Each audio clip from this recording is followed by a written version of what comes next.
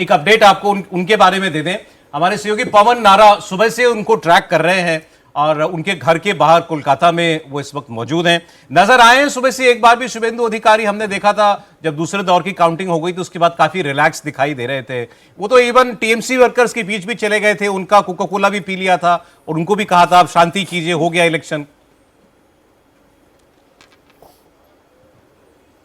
बिल्कुल सौरभ जी, इस वक्त मैं आपको बता दूं, शुभेंदु अधिकारी की तरफ से कल शाम को मंदिर जाने के बाद स्पष्ट कर दिया गया था कि मैं 9 बजे के बाद निकलूंगा, 11 बजे भवानीपुर जाऊंगा, अगर कोई बवाल हुआ तो काउंटिंग सेंटर जाऊंगा, वरना अपने कंट्रोल रूम से देखूंगा। तो आज दरवाजा बंद है, सिक्योरिटी, गाड़ियां, काफिला सब अंदर है, शुभेंदु अधिकारी बाहर नहीं निकल रहे हैं। लेकिन मैं एक तस्वीर का जिक्र करना चाहूंगा, जब स्ट्रांग रूम में ममता बनर्जी धरने के बाद लिए पहुंची, उसके 24 घंटे बाद शुभेंदु अधिकारी स्ट्रांग रूम पहुंचे थे और वहां हाथ जोड़कर अपील कर रहे थे, चुनाव हो गया, हम नेता हैं, बुलेट प्रूफ में रहते हैं, सिक्योरिटी है, ममता के पास 15 की सिक्योरिटी है, तो प्लीज बंगाल में शांति बनाए रखिए। वो हाथ जोड़े हुए थे और मुझे उस वक्त लग रहा था कि कोई सत्ता चलाने वाला अपने प्रदेश को शांत रखने के लिए हाथ जोड़ रहा है। अब यह संकेत के रिजल्ट का दिन है। आज रुझान कैसे होंगे वो तय करेगा कि शुभेंदु अधिकारी किस गति से और किस जोश से घर से निकलेंगे।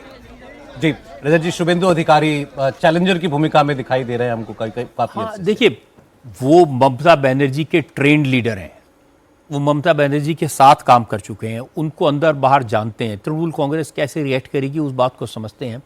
तो इसीलिए वो इस तरह के चैलेंजर, और ये भी नहीं है कि आज से वो बरसों से इस पश्चिम बंगाल की राजनीति को देख रहे हैं और ममता की करीबी कॉन्फ्रेंस में वो हुआ करते थे, तो इसलिए ममता बनर्जी किस सिचुएशन में कैसे रिएक्ट करेंगी इसको अच्छी तरह समझते हैं। वो आसनसोल दक्षिण से बीजेपी उम्मीदवार है अग्निमित्रा पॉल, उन्होंने एक बड़ा दावा किया है, बंगाल में बीजेपी की लहर नहीं सुनामी आएगी और जब रिजल्ट आएगा तो विरोधी नेता तिनके की तरह बह जाएंगे।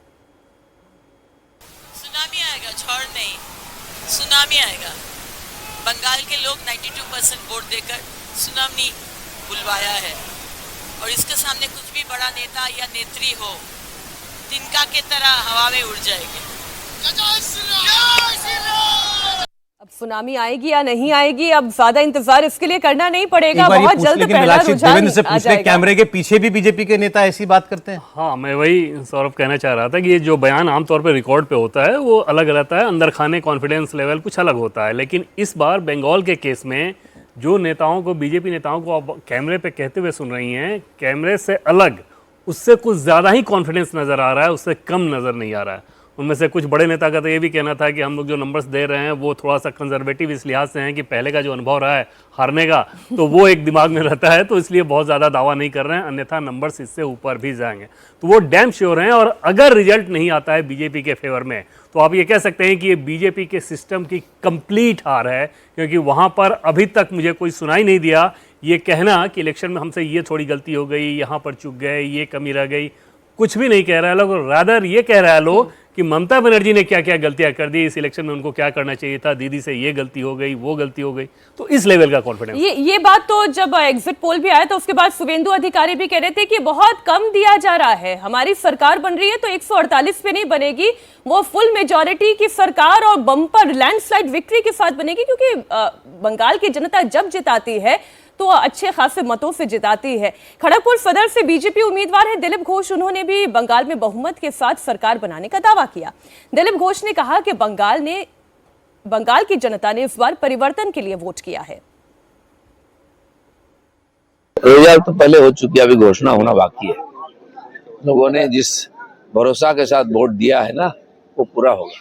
नया सरकार और बंगाल को भारत के साथ चलना पड़ेगा, बांग्लादेश की तरफ नहीं जाएगा। और चाह रही है हम परिवर्तन और अच्छा संख्या लेके बीजेपी सरकार बनाएगी। और जिस प्रकार शांतिपूर्वक चुनाव हुआ है, काउंटिंग भी उसी प्रकार होगा और सरकार भी उसी प्रकार से नया सरकार यहाँ शपथ लेगी।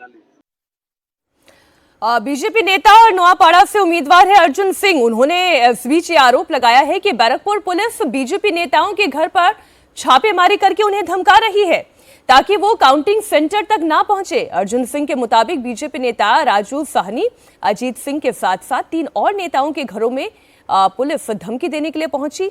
उनसे बात की हमारे संवाददाता ओंकार सरकार ने। नोआपाड़ा से बीजेपी उम्मीदवार अर्जुन सिंह हमारे साथ है, वो इस वक्त काउंटिंग सेंटर के अंदर जा रहे हैं।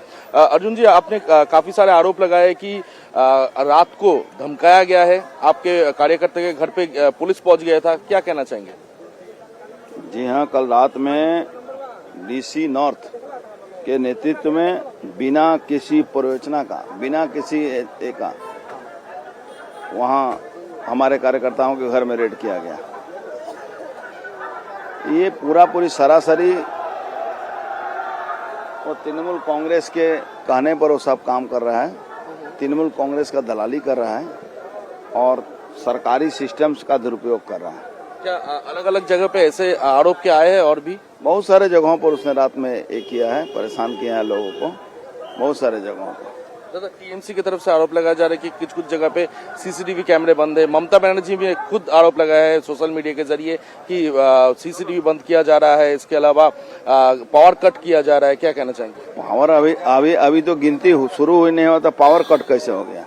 कल रात को ये गलत बात कर रही हैं ममता बनर्जी, उनका यही काम है, उनका पैर के नीचे से जमीन खिसक चुका है, इसीलिए इस तरह के बकवास कर रहे हैं। तो उनका आरोप सही नहीं। अर्जुन सिंह के साथ बात हो रहा था कि उनका जो कहना है कि अलग अलग जगहों पे बीजेपी कार्यकर्ता के घर पर पुलिस पहुंच रही है और उनको धमकाया जा रहा है, डराया जा रहा है, और इसके अलावा ममता बनर्जी के जो आरोप है वो बेबुनियाद है, ऐसे ही अर्जुन सिंह का कहना है। कैमरा पर्सन सुजीत दास के साथ ओंकार सरकार, इंडिया टीवी, बैरकपुर।